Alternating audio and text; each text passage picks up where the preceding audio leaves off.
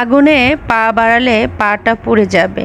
তারপরও আমরা জেনে শুনে অনেক বড় বড় ভুল করে থাকি। আসলে আমাদের জীবনে মাঝে মাঝে এমন একটা পরিস্থিতির সামনে এসে দরজায় কড়া নাড়া দেয়, যেটা কিনা আমরা কখনো কল্পনা করতে পারি না। আমরা অনেক মানুষ আছি যে জেনে শুনে আমরা সুন্দর সাজানো গোছানো সংসারটা শুধুমাত্র অন্য একটা নারীর কারণে, অন্য একটা নারীর মোহে পড়ে ভেঙে তছনছ করে দিই। আসলে একটিবারও ভাবি না যে আসলে তার সাথে যে আমি সংসার করব সেই নারীটা আদৌ আমাকে বুঝবে কি না। সে হয়তো বা এখন যেরকম দেখাচ্ছে পরে হয়তো বা এরকম নাও হতে পারে। তো একটিবার নিজের বিবেকের কাছে প্রশ্ন রাখলেও তো আমরা অনেক সমস্যার সমাধান খুঁজে পাই, তাই না? আসলে আমরা বর্তমানে এগুলো ভাবি না। আমরা শুধু মানে নিজের মন যেটা চাই সেটা নিয়েই দৌড়াদৌড়ি করতে থাকি। সেই জন্য তো মানে কি বলবো, মোহ যখন কেটে যায় তখন হচ্ছে আমরা পস্তাতে থাকি, কিন্তু তখন পস্তায় কোনো লাভ নাই। হ্যালো এভরিওয়ান, আসসালামু আলাইকুম। আমি স্বপ্না বলছি চট্টগ্রাম থেকে। কাছে দূরে দেশ এবং দেশের বাইরে থেকে যে যেখান থেকে আমার এই ব্লগটি দেখছেন, আশা করি আল্লাহর রহমতে সবাই ভালো আছেন, সুস্থ আছেন। নতুন আরেকটি ব্লগ শুরু করে দিলাম, আশা করি ভালো লাগবে। তো যাই হোক, ভুল করার আগে যদি আমরা না ভাবি, না চিন্তা করি, ভুল করার পরে চিন্তা ভাবনা করে কোনো লাভ নাই। মহান আল্লাহ বলেছে যে ভুল করো আমি তো ক্ষমা করে দিব, কিন্তু বারবার ভুল করে আপনি ক্ষমা চাইবেন, সেটা কি আল্লাহ কখনো সহ্য করে? কখনোই না। আল্লাহ যে মানুষকে ঠকায়, আর কেউ দেখুক বা না দেখুক, আল্লাহ কিন্তু ঠিকই দেখে। আর যিনি সরলভাবে বিশ্বাস করে, তার মনের খবর আল্লাহ জানে। তাই সবসময় আল্লাহ তাকে বাঁচায় ওই খারাপ মানুষের হাত থেকে। যাই হোক, কথায় কথায় আমি গ্রিন টি বানিয়ে নিলাম নিজের জন্য। আর এই যে নাস্তা তো করতেই হবে, মানে নাস্তা তৈরি করতে হবে। তো সকালবেলা আসলে আমার হাজব্যান্ড রুটি খেতে খুবই পছন্দ করে, তাই আমি কিন্তু বেশিরভাগ রুটি বানাই। আর আমি তো হচ্ছে ওস্ট কিংবা অন্য অন্য মানে আমার নাস্তা বাদ, মানে আমি যেটা ভালো লাগে সেটাই খাই। মানে রুটি খাই না, মাঝে মাঝে খাই আর কি। তো এই তো নিজের জন্য আজকে নিয়ে নিলাম খেজুর আর হচ্ছে রুটি। আজকে আমি কিছু ফ্রোজেন রুটিও করে রাখবো। আসলে রুটি করাটা না, এটা একটা প্যারা, সব সময় করতে ইচ্ছা করে না, আর অনেক সময় লাগে। তাই ভাবলাম যেহেতু একটু সময় আছে তো করে একটু রেখে দিই। তো সকালবেলা উঠে শুধু একটু গরম করলে হয়ে যায়। আপনারা চাইলেও কিন্তু একটু সময় বের করে এভাবে করে রাখতে পারেন, এতে করে অনেক কাজ সহজ হয়। আর এটা কিন্তু যেহেতু সিদ্ধ করে নিয়েছি, খুবই সফট থাকে অনেকক্ষণ। মানে আর আপনি হচ্ছে নর্মাল ফ্রিজে রাখবেন, যেহেতু গরম না হলে নষ্ট হয়ে যাবে। যাই হোক, অনেক দিন পর আমি আমার এই যে ড্রয়িং রুমটা সুন্দর করে একটু নতুন করে সাজালাম, মানে ডিপ ক্লিন করছি আর কি, করে তো একটু সাজিয়েছি। তো আসলে জিনিস যেটাই আছে সেটাকে একটু পরিপাটিত করতেই হয়, এই আর কি। তো আজকের এই সাজানোটা আমার কাছে গ্রাম্য যে একটা ভাইব আছে সেরকম করে সাজিয়েছি। এটা হচ্ছে অনেক আগেরই একটা ভিডিও আর কি। তো ভাবলাম আপনাদের মাঝে আজকে একটু শেয়ার করে দিই। আর এই যে আমার ছেলে, ও কলেজে যাবে, ও তো ক্যামেরায় আসতে চায় না। আজকে বললাম যে তুমি যেহেতু আজকে প্রথম যাচ্ছ, মানে পরীক্ষা দিতে যাচ্ছে, তাই একটু মানে আজকে উঠাই, ভালো লাগছিল। এগুলো আসলে স্মৃতি হিসেবে রেখে দেওয়া। তো যাই হোক, আমার ছেলের জন্য সবাই দোয়া করবেন, মাশাআল্লাহ। ও যাতে দীর্ঘায়ু দান করে। আমার ছেলে আসলে মানসিক দিক দিয়ে অনেকটাই মানে নরম মনের মানুষ সে।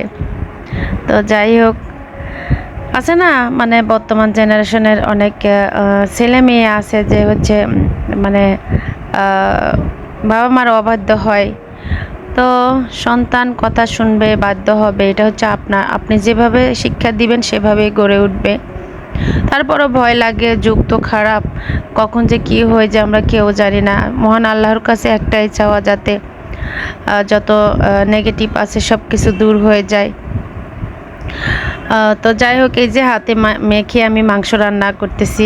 এই মাংস দিয়ে একটু বিরিয়ানি রান্না করব। আর এখন আমি একটু কাশ্মীরি দিয়ে দিলাম কালারের জন্য। আর ওই যে সবসময় যেরকম করে রান্না করি আমি তো কষিয়ে রান্না করি। আজকে একটু হচ্ছে এই তো বাদাম বাটা, এখানে বাদাম, নারিকেল, তারপর হচ্ছে একটু ওই কি বলে এটাকে, কালো জিরা আছে। তো সব কিছু দিয়ে ব্লেন্ড করে রেখেছিলাম। এটা হচ্ছে আমার স্পেশাল মাংস রান্না, খুবই মজা হয়। হালকা একটু চিনি দিবেন, আর দই থাকলে দই দিতে পারেন, টক দই। আর মশলা টশলা একটু বেশি করে দিয়েছি। দেখতে তো পেলেন কত সুন্দর কালার এসছে। তো চাইলে আপনারাও এভাবে বাসায় তৈরি করতে পারেন।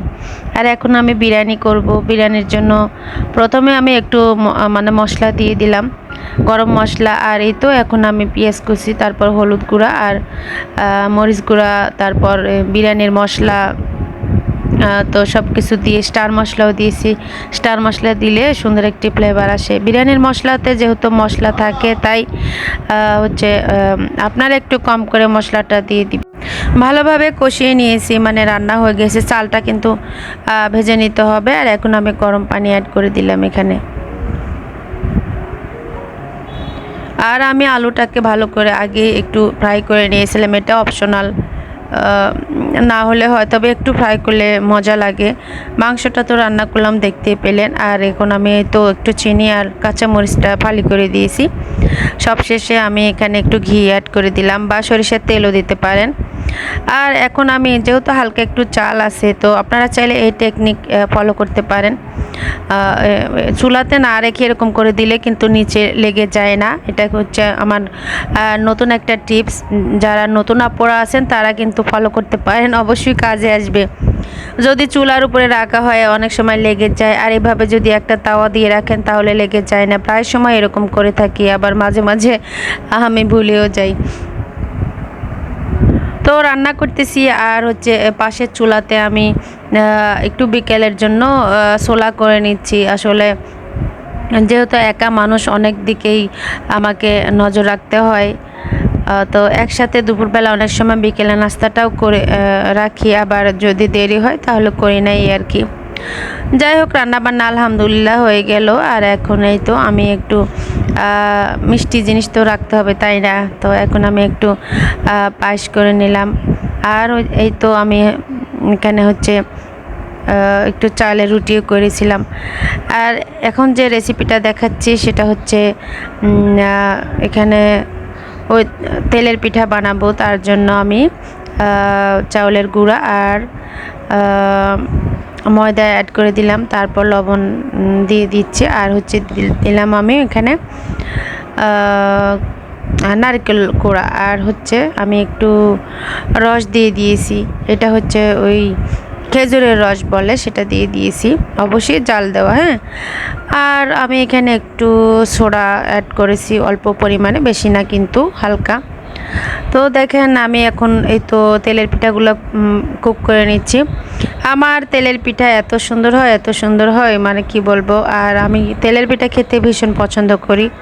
কার কার ভালো লাগে কমেন্ট করবেন, হ্যাঁ।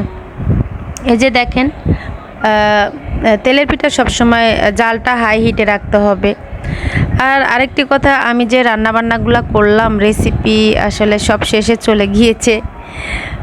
তো যাই হোক, আপনারা প্লিজ পুরো ভিডিওটি দেখবেন। আর আমি তো জানি না এই পর্যন্ত কে কে আছেন, তো অবশ্যই লাইক দিতে ভুলে গেলে একটা লাইক দিবেন। ভালো লাগলে অবশ্যই চ্যানেলটা সাবস্ক্রাইব করবেন। ফেসবুক পেজ থেকে যারা দেখছেন তাদেরকে জানাই অসংখ্য অসংখ্য ধন্যবাদ।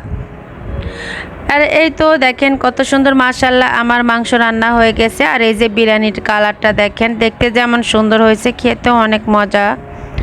মাশাআল্লাহ মাশাআল্লাহ। তো আমি টেবিলে সুন্দর করে রেডি করে দিয়েছি, এখন হচ্ছে ওরা খেয়ে নেবে। আর আমি সারো নেব, নামাজ কালাম পড়ব। তারপর এটা আরেকটি রেসিপি, মানে আরেকটি নাস্তা তৈরি করেছিলাম। আর এটা হচ্ছে আমি সুজির হালুয়া করেছিলাম, আর ওই চালের রুটি বিকালের জন্য। আর একটু সাদা ভাত আছে। এই ছিল হচ্ছে দুপুরের আয়োজন এবং বিকেলের আয়োজন। আর এই যে ভর্তা, মরিচের ভর্তা দিয়ে খেতে বাবা এত মজা, কি বলবো। কার কার ভালো লাগে বলেন তো দেখি। সবাই ভালো থাকবেন। আমি কিন্তু ভিডিওর একেবারে শেষ পর্যায়ে চলে এসেছি। আর এখানে আরেকটি রেসিপি, এটা বিন্নি চালের ভাত। তো রস দিয়ে বিন্নি চালের ভাতটা খেতে ভীষণ ভীষণ ভালো লাগে। তো রসটাকে ভালোভাবে কুক করে নিয়েছি, আর এখন এই তো আমি রান্না করে দিচ্ছি, আর একটু দুধ অ্যাড করে দিলাম। ভীষণ ভীষণ মজার একটি রেসিপি, এত মজা এই রেসিপিটা কি বলবো। তো যাই হোক, সবাই একটু বাসায় থাকলে ট্রাই করবেন। ঘ্রাণে পুরো রান্নাঘর মও করছিল। তো জানি না ভিডিওর এই পর্যায়ে কে কে আছেন, সবার সুস্বাস্থ্য কামনা করে এখানে ভিডিওটি রাখবো। অবশ্যই আপনার মূল্যবান মতামতটা কমেন্টে জানাবেন। আর ভিডিওর মাঝে অনেক ভুল হয়, আপনারা ক্ষমা সুন্দর চোখে দেখবেন। সবাইকে ক্ষমা করে দিবেন, সবাই সাপোর্টিং হবেন। আর আমার ভিডিও দেখে যারা লাইক এখনও দেন নাই, প্লিজ আবার বলছি একটা লাইক দিয়ে দিবেন। আর আমাদের জন্য দোয়া করবেন, সবার জন্য মন থেকে অনেক অনেক দোয়া রইল। তো দুদিনের দুনিয়া আসলে ভালো কাজ করব আমরা, কখনো মনের মধ্যে হিংসা পোষণ করব না, হিংসা বা অহংকার করব না। যার যা কিছু আছে সেটা নিয়ে সন্তুষ্ট থাকব, তাহলে আল্লাহ আমাদেরকে ভালোবাসবে। আর আল্লাহ যদি সন্তুষ্ট হয় তাহলে আপনার কাছে দুনিয়া এবং আখিরাত সবই পেয়ে গেলেন। আমরা কেউ জাহান্নামে যাইতে চাই না, সবাই জান্নাতে যেতে চাই। তাই ভালো কাজ অবশ্যই করতে হবে, নামাজ পড়বেন, মানুষের পাশে দাঁড়াবেন যারা গরিব অসহায় আছে। দেখবেন ভালো কাজ করলে কত ভালো লাগে, আর খারাপ কাজ করলে মানসিকভাবে আপনার অন্তরটা কুৎসিত হয়ে যায়, আল্লাহ নিজে সেটাকে সিল মেরে দেয়। তাই আমরা কখনো নেগেটিভ কাজ করব না, পজিটিভে থাকবো। আর শরীরের প্রতি সবাই যত্নশীল হব, নিজেকে সময় দিব, নিজেকে ভালোবাসবো, তাহলে কিন্তু এই ভালোভাবে দুনিয়া উপভোগ